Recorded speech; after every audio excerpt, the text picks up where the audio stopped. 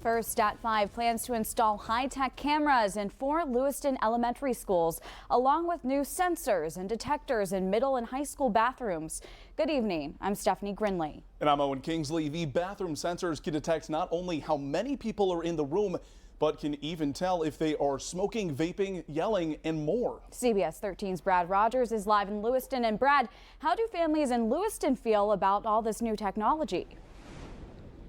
Well, we spoke with a handful of middle school families, middle school parents here in Lewiston, and all of them were very supportive of the idea of putting these sensors in school bathrooms. One parent told me that some of the kids here are out of hand, and she wants the bad behavior to stop. It is good because middle school children or children in general should not be vaping or smoking.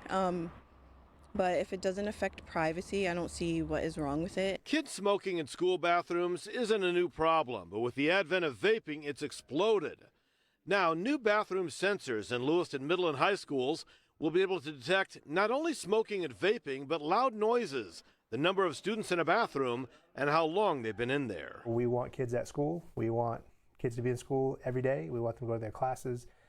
And if they're craving something and have access to it and a space to do it, they'll leave class to go do it. These sensors can do vape sensing as well as fight sensing and that sort of thing, but also occupancy sensing. The district's IT director told school board members the sensors in the bathroom will not be an invasion of privacy for students. It's not necessarily listening for language and interpreting language. It's listening for sudden noise volume. There will be no cameras in the bathroom, correct? These sensors are just microphones. There will be that are no listening. cameras in the bathroom. The Okay. sensor is simply a hockey puck looking thing that does not record sound and it does not record video. School leaders hope the devices will prevent kids from breaking the rules. I think safety has to be our first line of work. How much is vaping driving all of this?